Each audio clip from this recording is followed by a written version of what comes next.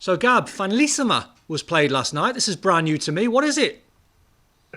Finalissima means ultimate final, and it's the winners of CONMEBOL, so South America, so the Copa America, which is Argentina, against the winners of the Euros, Italy. And Argentina trounced Italy. It finished 3-0. Which is a shame for me personally, because had Italy won, I could have given it the big one and said, "Oh, that's all right. We don't need to go to Qatar because we're already the world champions." Because obviously, champions of Europe, being champions of South America, nobody else has ever won a World Cup outside of those two confederations. Of course, I can't even do that because Italy had their rear ends handed to them by Argentina. It was a very one-sided game. I think Argentina, frankly, could have scored even more, Don.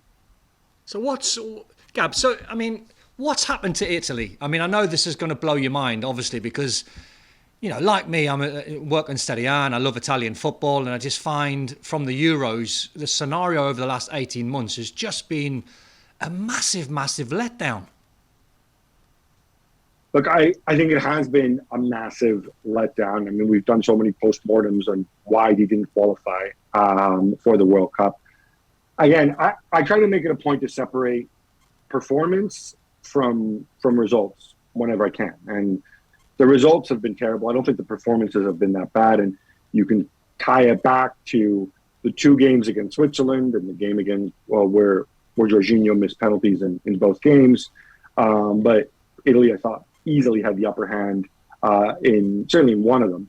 And against Bulgaria, where they mindlessly threw the game away when they could have scored 3 or 4.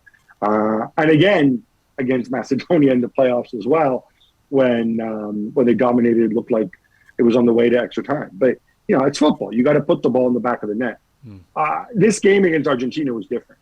We saw a tremendous Argentina side, Don. We saw an Italy side that, to me, looked like an end-of-season friendly for them.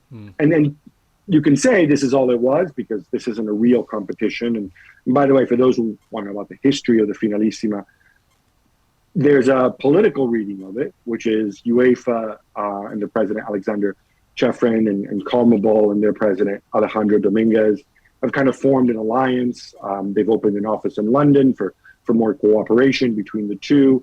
The way perhaps some people see it of trying to balance out Gianni Infantino and FIFA, saying we can have our own competitions, we can plan our own stuff. So the game itself, while the versions of this had been played in the past, in the 80s and I think early 90s, this competition is mostly about creating an event. The problem is it was an event for Argentina. They were up for it. They weren't just technically better than Italy. They also ran more. They looked hungrier.